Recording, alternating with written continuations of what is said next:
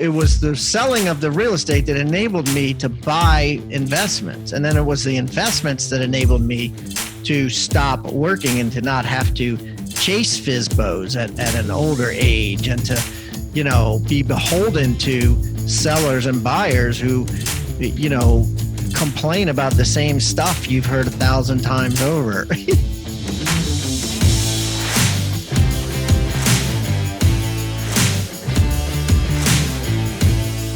How do most agents who don't have access to the secrets that the top agents in our industry hoard to themselves grow and prosper in today's real estate environment? That's the question. And this video podcast is the answer. I'm Pat Hiban, and welcome to Real Estate Rockstars.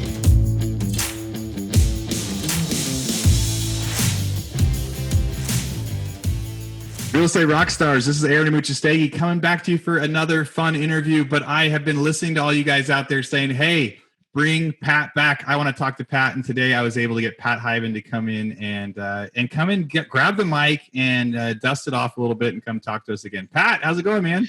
Good, man. Good to dust this mic off. Thanks for welcoming me back, Appreciate it. Yeah, you have been doing so much stuff online. So even though you haven't been doing the Real Estate Rockstars podcast, you've been doing stuff with GoBundance and all these other kind of interviews. But you're out in North Carolina, right?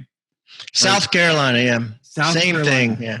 So yeah, to me, I'm a West but most Coast people, man. Yeah. It's like North Dakota and South Dakota, right? It's like, what's the difference? It's all mixed in. So what's it been like in quarantine out there? That's the first thing we've been asking. It's an aggressive state next to Georgia. It's the second most aggressive. So they're aggressive in government wise, meaning it's opened back up. So you can go eat at restaurants. You can pretty much do everything. Everything's open. All right. And are you going out to eat at restaurants or are you staying home? I haven't. No, we've been getting a lot of carry out. But I haven't. I think I would, but my wife and kids don't want to, you know what I mean? They're still conservative about it. So I'm like, okay, that's probably a smart thing. So, but there's tons of, I walk, I'm in walking distance to our little town and I walk through it every day and there's tons of people out and about, man. None of them have masks on. They're all just rocking and rolling. So people are happy to be back out there. Yeah, I think I'm kind of the same way. I'm an almost a take it or leave it mentality. If the wife and kids want to go to a restaurant, I'm going to go. If they want to stay home, I can do this for as long as I need to. So I'll let them decide. I think this is kind of like prison. Like it's like at first, if I went to prison, I would be like so aware of how uncomfortable the bed was and how much it sucked. But as time goes on, it would become just like normal and like easy. And I feel like that about this, and that in the beginning for me was very hard. It was very like I noticed myself just like, oh, I'm going stir crazy. You know what I mean? I can't wait. I just need something to look forward to. I want to go out. But now I don't feel like that at all. I'm just like, it's just another day. You know what I mean? Like I'm so used to it. It's like, it's almost, and I've almost lost my enthusiasm to go out. I'm like, I don't need to go out. You know what I mean? Like before I had angst wanting to go out, going out to dinner or whatever and get out of the house or do shit. And I just have lost that angst. I'm just like, this is the life and we'll let the chips fall where they may when they fall, you know? Yeah. Rockstar Nation, this is Aaron Amuchastegui. Hey, I hate to interrupt the current podcast that you're listening to, but I am so excited to share this with you. I just finished interviewing the original host of this podcast, my good friend, Pat Hiban. I got to talk to Pat about how he started his real estate career and a whole bunch of tips and tactics that he used to be successful. So if you haven't listened to it yet, go check out State of the Market number 49. On there, I get to talk to Pat about all those different things. And in there too, he talked a lot about his 6 Steps for 7 Figures book and training program that he built over the last couple of years. And I realized I haven't done a good enough job of reminding all of you lately about all of the resources that we've built for you out there. So if you want to check out Pat's course, we've got like a 3-minute summary video when you go to it. It includes so many easy to follow tips that you can follow on it like a day-to-day basis. You get email reminders, all sorts of different things that come with that course. You find that, you go to rebusuniversity.com, R-E-B-U-S, rebusuniversity.com. Look at courses. You can find the 6 Steps for 7 Figures book. And really, there's a whole bunch of other courses in there too. Our normal prices used to be $1,500 or $2,000 a course. These are real deal professional courses. But now during quarantine, a lot of them are priced down to like $90, $95. So we slashed the prices so we know right now is the time for everybody to be focusing on growth and education, especially while they're feeling like they don't have as much to do. And if you go in there and you figure like there's a lot of different courses you want, maybe you don't want to buy the a la carte. You can go to futureofrealestatetraining.com and you can get access to all of our different courses for $97 a month. I think there's a discount on there if you go a year, or there's even like a lifetime option you can pay to get access to every course we've ever put on Rebus University for as long as we have it. So go check out those options, Rebus University or futureofrealestatetraining.com. All right, back to your podcast. Sorry for the interruption. I think a lot of people, that's almost what the economists are worried about. Right? They say it takes like 30 days to form a habit. And at the beginning, everybody's really antsy and wanting to get back out there. And now it's easier. Being on quarantine is way easier now than it was when it got, at the beginning, everyone's like, 2 weeks. How are we going to do this for 2 weeks? Yeah. And now every time they add another week, everyone's like, of course they added another week. And they're getting out. And so it's like easy to add it on. Yeah, I think you're right. It's funny. So I don't know what that means. I think it means everyone's going to be, and I don't want to use the word lazy. Everyone's going to be more zen or more laid back or more relaxed, I think, because like my kids are living with me now. They're 23 and 25. They've been here almost 3 months now.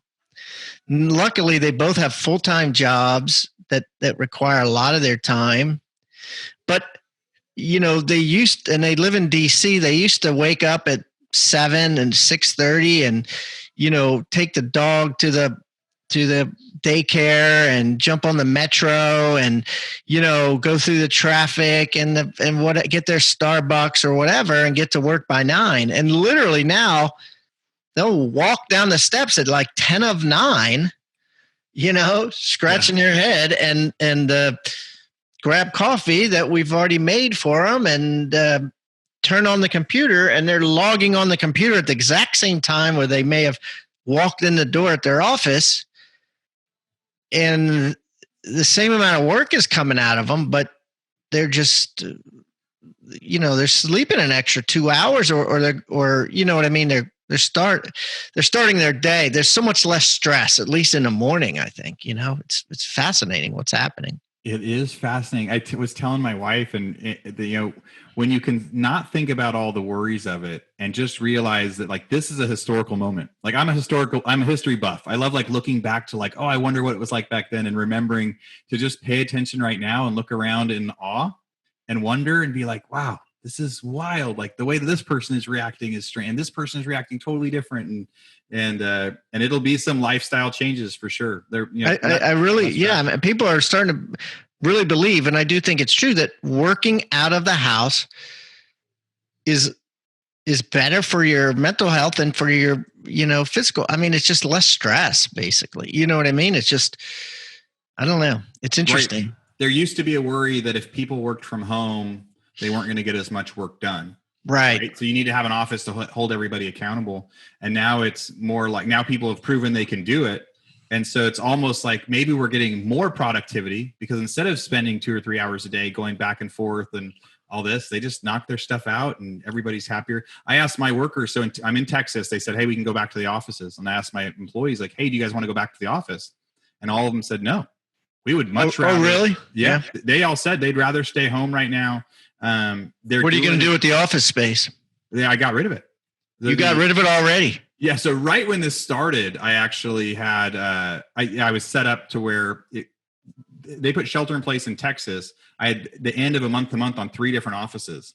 And I just had our guys go grab a U-Haul that day, move everything out to a storage unit. Cause I was like a Chicken Little that was like, hey, this could end up really bad. Let's just move everything out of our offices so we don't have to pay rent for the next 2 months. And so now I could go get those spots back. And I said, hey, do you guys want your spots back? And they said, no. So, yeah, I think we'll let everybody work from home for a while. They're doing a fine job. And if they're happier this way, it's less expensive for us than having office space, and they're happier. Yeah. Yeah, I agree. So I'm glad I'm not a real estate investor that focuses on office space. I just think that's going to be a crazy world in the next decade. Yeah, they're going to have to repurpose that I think there's going to be a lot of office space that's going to have to be repurposed to something else. Maybe they'll repurpose it to old folks housing or something. Yeah. I mean, how do you repurpose an office though? It's so sterile, I mean, it's like, but yeah, I mean, I guess you could make it something else that's sterile, like a hospital, like you said, like an old folks home, like whatever. But if you want to stay in there as companies, what they're going to have to do is they're going to have to make all the hallways one-way hallways.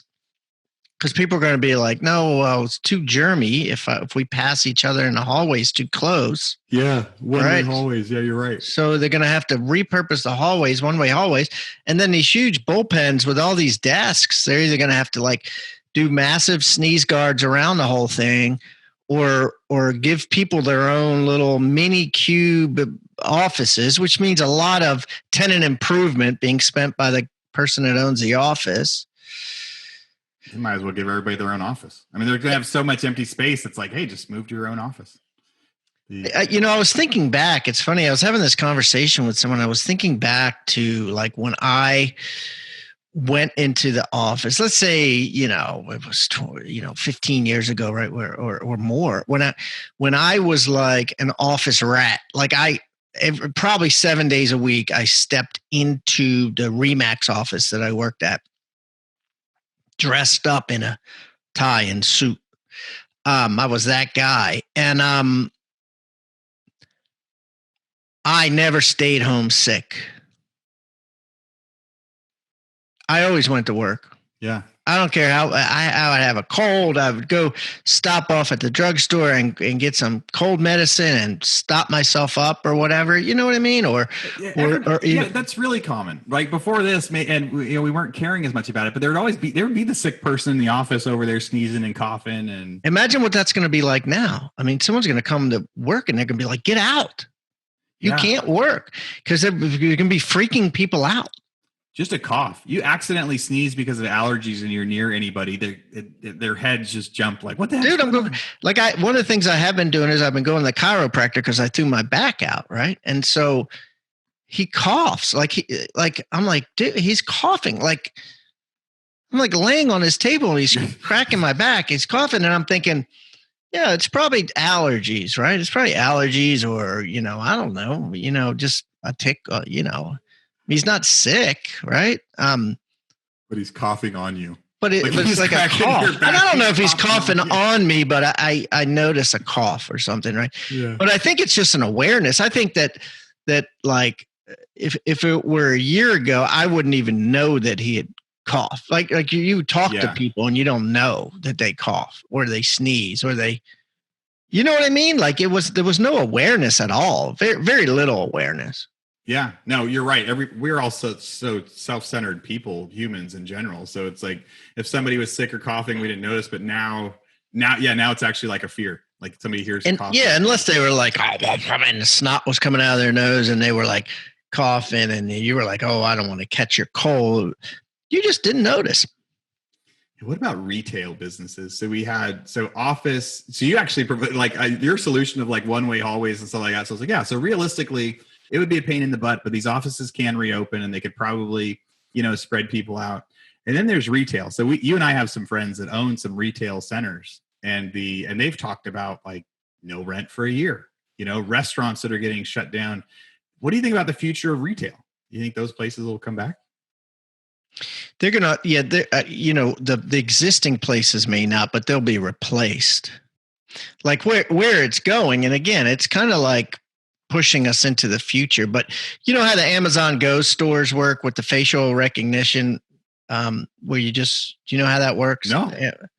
So I haven't seen that. So Amazon Go has a store in Seattle and basically you go in and it recognizes your face or you swipe a card or I don't know how it works, right? You sign into your Amazon account or whatever. And, it gets a picture of you. So it has facial recognition, just like global entry or whatever when you're traveling. And they take a picture of you. And And then whenever you pick something up off the store, it adds it to your app or to your Amazon. Like you pick something up off the shelf and it recognizes your face. Literally, you can put it back on the shelf and it'll recognize your face. There's like so many cameras, it's not even funny. There's like 1,000 cameras in this store. And then there's no cashiers. And then you just walk out. When you're done, you just walk out and it shows up on your Amazon account. So that already exists, right? There's one store like that. Now I talked to a guy the other day. The technology is out there for that to be implemented in like 7-Elevens and Sheetses and stores like that, like, you know, basically gas station type stores. And so what'll happen is you'll see some of these companies that have these, you know, stores, right, that you go to, these stores you go to buy Gatorade or water or gasoline or, you know, chips while you're driving your car, go out of business. They'll be like, oh yeah, we can't handle it. You know, we're going to shut down 50 7-Elevens, let's say. But instead of 7-Eleven going back in, someone will go back to that landlord and say, you know, 7-Eleven was paying you, you know, $20,000 a month. We're going to pay you $8,000. And the landlord's going to be like, okay, that's the market. And then we're going to take our savings and we're going to retrofit this store with 1,000 cameras and set up this technology. And we're not going to have any employees. And it's going to make their profit margin so much better. You know what I mean? Because the money that they're saving on the rent and for the building, they're just spending it on technology, and then the entire cost of staff and employees is zero. I think that's a really cool concept to think about. Like it's a way that the stores could actually, the retail place could save money by doing it that way, but they could also say, hey, this is for your health, right? We actually have a way you come in, there's no waiting in line, you grab your stuff, you walk out, it automatically charges you because it knows what you're grabbing off and on the line. There has been so much stuff that really advanced technology, let's say like 10 years over this last few weeks. Like Zoom is worth more than all the airlines combined right now. You know, the Zoom is just like crazy, right? But and is it really worth more? You know, but right this week, as far as the stocks will tell you, is the company Zoom is worth more than all the airlines. And you're like, but they've actually got like planes and things like that, and you know so many meetings on Zoom and technology. It forced everybody to learn them. But Rockstar Nation, this is Aaron Muchastegi. Hey, I hate to interrupt the current podcast that you're listening to, but I am so excited to share this with you. I just finished interviewing the original host of this podcast, my good friend, Pat Hiban. You know, I got to talk to Pat about how he started his real estate career and a whole bunch of tips and tactics that he used to be successful. So if you haven't listened to it yet, go check out State of the Market number 49. On there, I get to talk to Pat about all those different things. You know, and in there too, he talked a lot about his 6 Steps for 7 Figures book and training program that he built over the last couple of years. And I realized I haven't done a good enough job of reminding all of you lately about all of the resources that we've built for you out there. So if you want to check out Pat's course, we've got like a 3-minute summary video when you go to it. It includes so many easy to follow tips that you can follow on it like a day-to-day basis. You get email reminders, all sorts of different things that come with that course. You find that you go to rebusuniversity.com, R-E-B-U-S, rebusuniversity.com. Look at courses. You can find the 6 Steps for 7 Figures book. And really, there's a whole bunch of other courses in there too. Our normal prices used to be $1,500 or $2,000 a course. These are real deal professional courses. But now during quarantine, a lot of them are priced down to like $90, $95. So we slashed the prices so we know right now is the time for everybody to be focusing on growth and education, especially while they're feeling like they don't have as much to do. And if you go in there and you figure like there's a lot of different courses you want, maybe you don't want to buy the a la carte. You can go to futureofrealestatetraining.com and you can get access to all of our different courses for $97 a month. I think there's a discount on there if you go a year, or there's even like a lifetime option you can pay to get access to every course we've ever put on Rebus University for as long as we have it. So go check out those options, Rebus University or futureofrealestatetraining.com. All right, back to your podcast. Sorry for the interruption. Let's talk real estate back to, so right now, there could be more real estate foreclosures coming. There could be more real estate trading. There could be a market where there's kind of a lot more hustling, where it's not just pure real estate sales anymore, that there's, REO, short sales, things like that. I think I heard some stories that back when you were, at different times as an agent, that was some of the business that you were able to kind of go out and hustle. Tell me about that. Was that part of your business plan ever? Was finding distress? It was never, it was never part of my business plan, but, I mean, I made it part of it. So what happened was in 2000 and let's say 7, right? The market crashed, right? We had our business was our sweet spot was move up buyers and basically move up sellers, let's call it. Basically, that means they had a $300,000 townhouse or $200,000 townhouse. They had equity in it, and then they sold it and they bought something for $550, $600, $700, whatever, right? So it was their second purchase, right? That was our sweet spot. So we got the listing and then we got the sale on the next house. So and there was tons of that, man. There was tons of it. Everybody had equity in their house. So everybody was spending money. And, it was a good time. And so when all that stopped, we had so many units that we were set up to do. Like we were set up to do 41, I think, units a month. Meaning I had a staff heavy operation. I paid my agents very little percentage wise, but they did very little work. They did the sales work, right? It was more like any type of sales organization rather than a real estate office. They would run out, get the listing, bring it back. Then everything would be done for them by salaried people. And then they'd have to just go out and get another listing, go out, get another listing, go out, get another listing. And then, so it worked really well. But when the transactions stopped, or when the transactions went from 41 to 12, I said, man, I got to figure out a way to get more listings. And I got some advice that was, go where the money is flowing. And there was no money flowing in the move up buyer anymore, right? The equity that someone had in their house that they were going to use to buy the next house was wiped out. Right. So they couldn't move, so that the money wasn't flowing where our sweet spot was anymore. But I saw the money was flowing in short sales and in foreclosures. So I decided to go where that was flowing or starting to flow. And because it would be a lot easier, right? It'd be a lot easier. So I had never had any foreclosures. That's a lie. In chapter 5 in my book, 6 Steps to 7 Figures, I talk about building and how you're always smarter to build from a success up than from the ground up.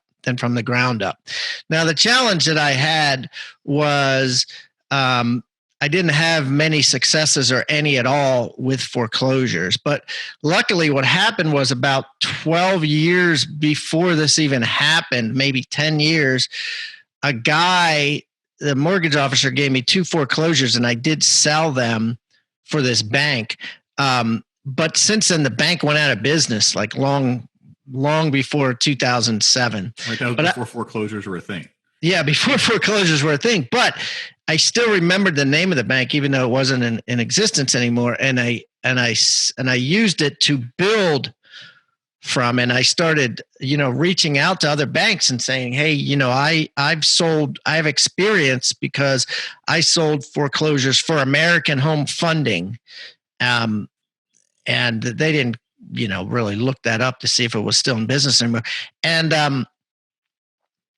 then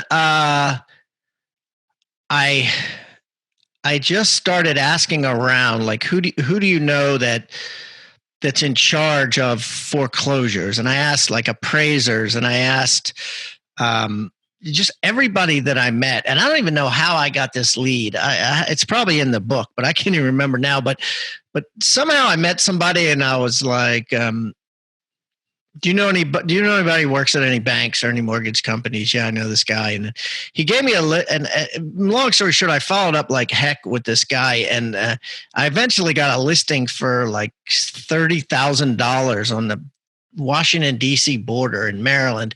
and it was in a really bad neighborhood. I would never, ever have considered even listing it, back in the day, because our average sale price was like $450 or something. So I wouldn't even have taken that. But I took it, right? And we sold it. It took forever. It took like 7 months. We sold it.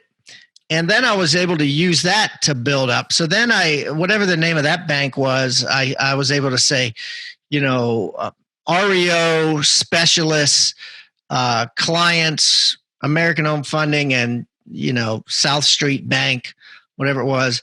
And then I took that, and a guy gave me I met somebody with Bank of America, and I said, you got to set me up with this guy. You got to set me up with someone in charge. I got to set me up with someone in charge.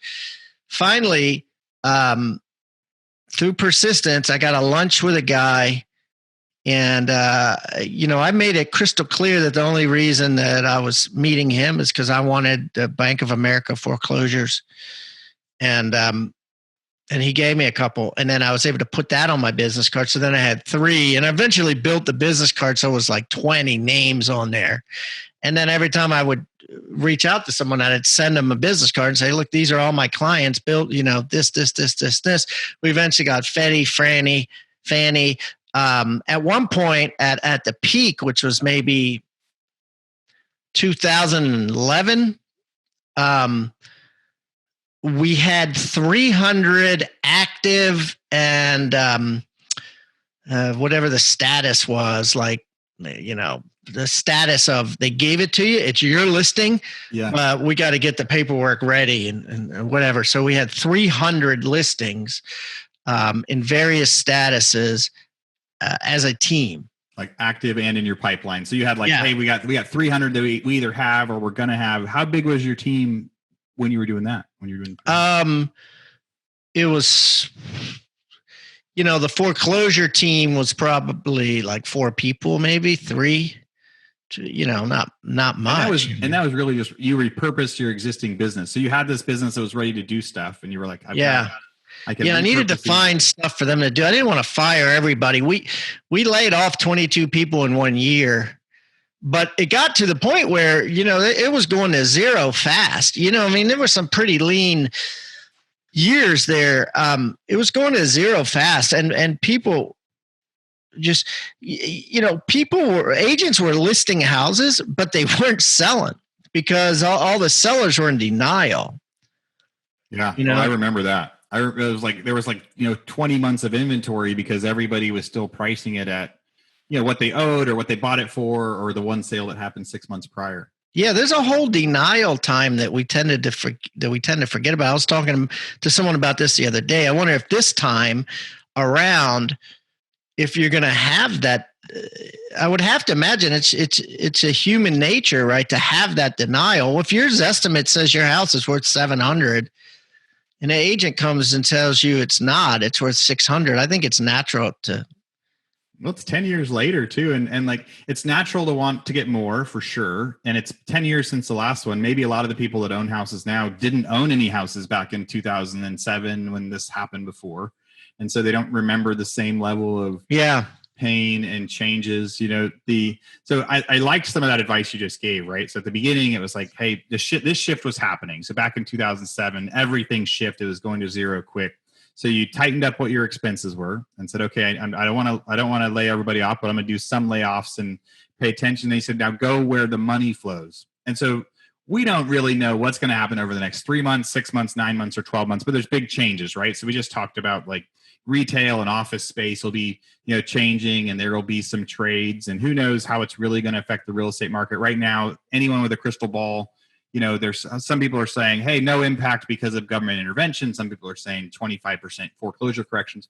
But agents should just be paying attention to their local market and start to see what is happening, right? So where the market goes, make a pivot to a business plan. Maybe before you used to focus on the real high-end stuff and this sort of client. I'm having to do that with my Airbnb. My Airbnb focus in California used to be businesses, weddings, really, really high end, $1,500 a night, crazy, at the house out there. And now it's transitioned to the marketing to be, families that are looking to get away out of the city and just have a nice place to relax. And the quality is different. The marketing is different.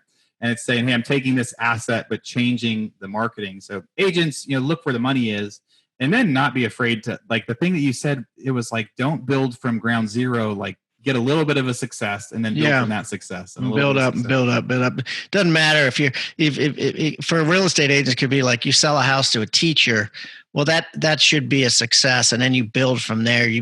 You're like, hey, can you post a brochure of the listing in your lunchroom, your teacher's room, or can I bring donuts to the teachers, or, how can I, volunteer at the school? And then when you meet another teacher, say, oh, I sold Sally a house. Oh, really? You sold Sally a house? And then, then as soon as you sell that second teacher, then you'd be like, I sold Sally and I sold Margaret a house, oh, really? You did? I did that with cops. I probably sold 30 cops houses and stuff over the years. And I always remembered the names. I would forget people's names so easily. I sold so many houses, but I would always remember the cops because I'd be like, I sold Officer Thompson, Officer Ladowski, and Officer, Schmidt houses. Do you know them? And they all know each other, right? Yeah. They're all like, yeah. They'll at least say, yeah.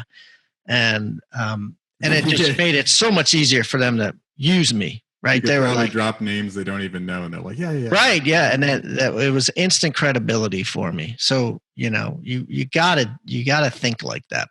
Right. Being the specialist in whatever you are. Right. So you became an REO specialist by doing one after another, but you could have been I've got a guy that's a military relocation specialist, right, for this one community. But that was what he did, a couple of them. And then if he doesn't utilize that, and do it in neighborhoods too.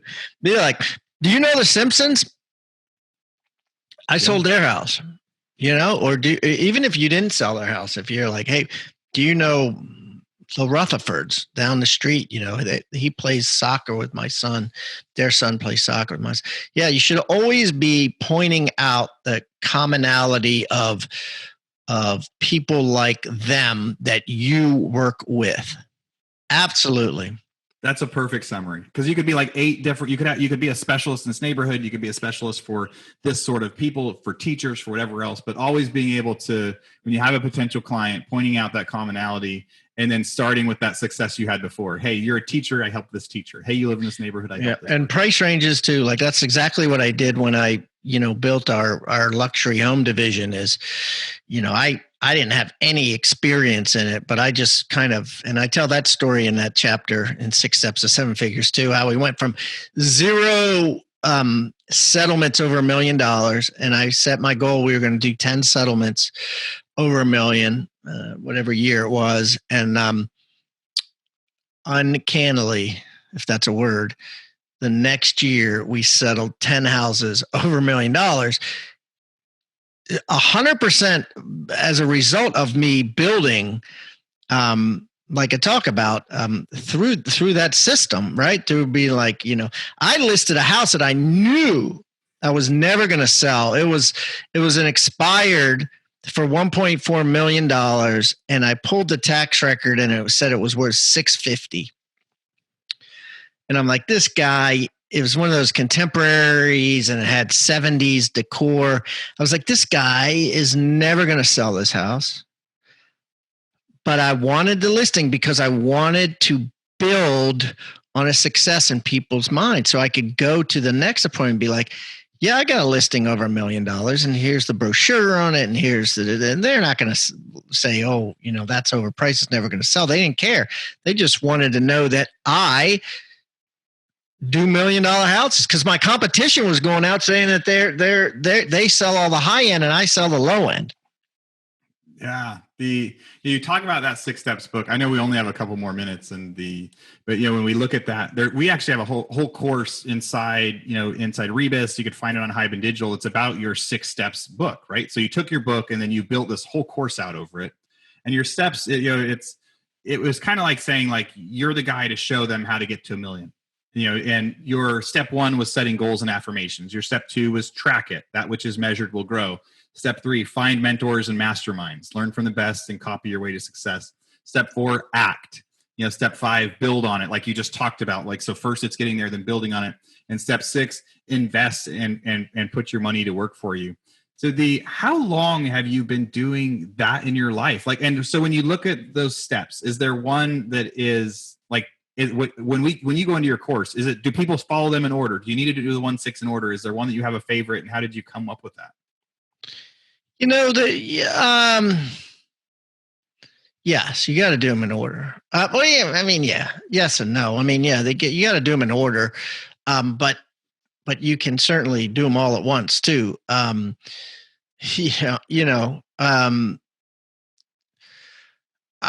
like. I certainly like what we talked about, build. I certainly like the last chapter, invest, because I think that's what enabled me to manifest the lifestyle that I have, and to manifest, makes me a little bit different than a lot of real estate agents a lot of agents set goals and things like that and track and stuff like that. But very few actually get out of the rat race, like Robert Kiyosaki talks about, right? Very few quit, or retire, or with any money. Most of them retire with state and federal tax liens on their house, or just not much money in the bank, not much investments, things like that. So I think that kind of makes me a little unique. I would hope that yes, I was able to do real estate. I was able to succeed at real estate, but I was also able to take those commissions, and reality is I would have never been able to buy any houses or any forms of real estate if I didn't use real estate commissions from sales to do it. I didn't have another job. So it was the selling of the real estate that enabled me to buy investments. And then it was the investments that enabled me to stop working and to not have to chase FSBOs at an older age, and to, be beholden to sellers and buyers who, complain about the same stuff you've heard 1,000 times over. Yeah. So I used to hang around agents a lot who would be like, oh my God, that same old thing, house underappraised by $500. Now I got to take it out of my commission. I'm like, yeah, that would drive me crazy nowadays. But, anyway, so it's interesting. That's the biggest reason for people to look at your book, right? To read your book and take the course, because it talks about how you built this business during times somewhat similar to what we might see over the next few years, right? You hustled and you worked and you invest. And what that really did was put you in a place where right now, a lot of our listeners out there are stressed because they have less listings than they did, or they're going to have to make some pivots and things like that. And the biggest reason that right now you're not doing the podcast anymore, you're not doing all this other stuff, is because you were able to invest your way into a place where now you're just stable and okay. And you can kind of do whatever you want. Like that invest part is the critical part about saying you don't have to worry about how to do it. So as we finish in our last minute or two, so what is Pat Hiban doing now? So, when people are like, what's Pat doing next now that you've kind of taken yourself out of having to do the day-to-day rat race and just enjoy life and maybe hang out with family?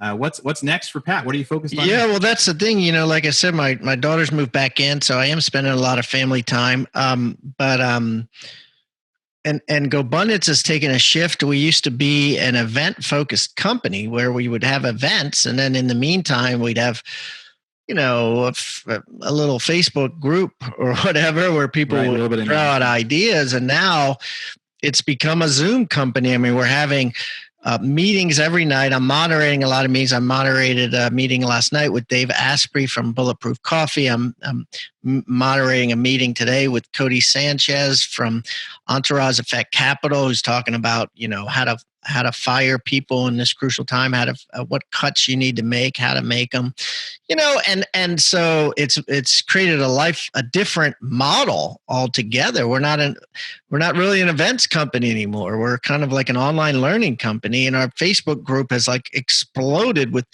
like 20 times as much conversation. So I think that actually I'm spending a lot more time on that than I was 6 months ago, for sure. But that's but I enjoy that. You know, I'm one of the owners of the company. I started it. So, so I guess that would answer my question. I'm doing everything I can not to be an investor. For a while I was an investor. I invested in stuff. I moved stuff around. I sold stuff. I bought stuff, and can't do that now. And so it's taking everything out of me to just sit still and not spend my money on investments. I've never really. It's been a couple of years, at least, probably 5 years since I've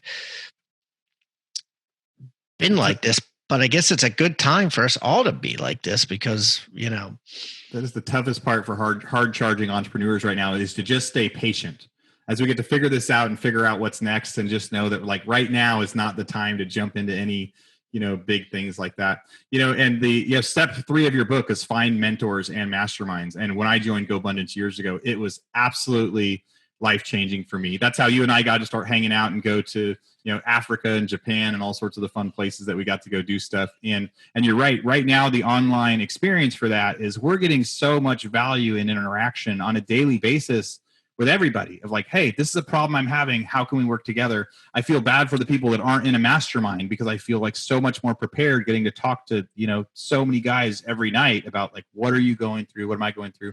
And right now we're even have like, sometimes we get guests are getting on some of the calls, and like, people it's not all members right now. I think there's different times when people are getting on there. But if any of you guys want to know more about GoBundance, I mean, you can go to the website, you can go, message Pat online, or find me online on Instagram or Facebook or any of those places. It is a great time to be looking at mastermind options when you're trying to think about what is next in life, and just finding people like you that are trying to focus on solutions, because it's the true answer. So you talk to 20 people and you take the average of those answers, you're going to find what your answer should be.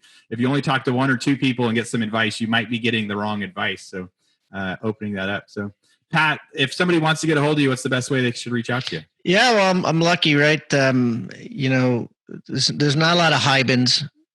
So it's kind of like a Muchastegui, right? Hiban. You could just find me online.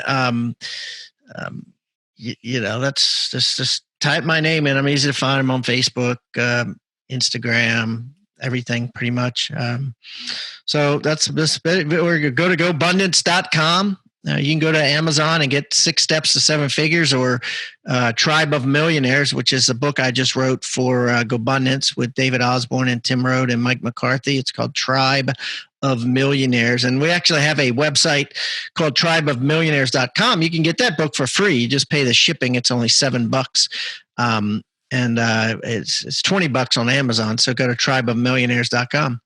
It's a great book. There's even a page about me near the back. So there is. My picture and a page about my life story of joining GoBundance there. Pat, thanks for coming back on Real Estate Rockstars. I hope you enjoyed us chatting today. I promise Pat will be back on for future State of the Markets and checking in, and hope you guys had fun today on our Catching Up.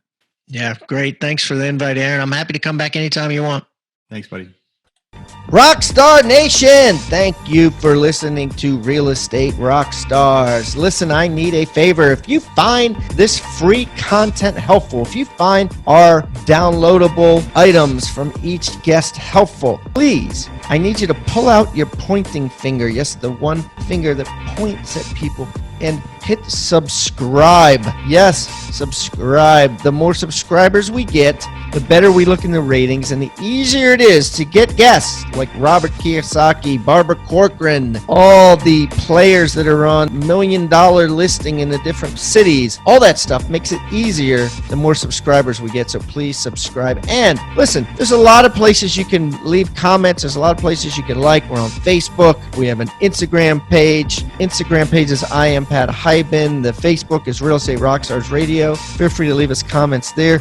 The most popular form of commenting seems to happen on YouTube. Yes, for whatever reason, it's a very open environment. So just go to YouTube and go to Real Estate Rockstars Radio. Leave us comments there. Some of them we will read on the show. We love your feedback. So thanks, guys, and I hope you are having a great day. Oh, and also, listen, if you're going to subscribe and you haven't already left a review on iTunes, please do that too. Have a great day, and thanks so much, Rockstar Nation. I really appreciate you.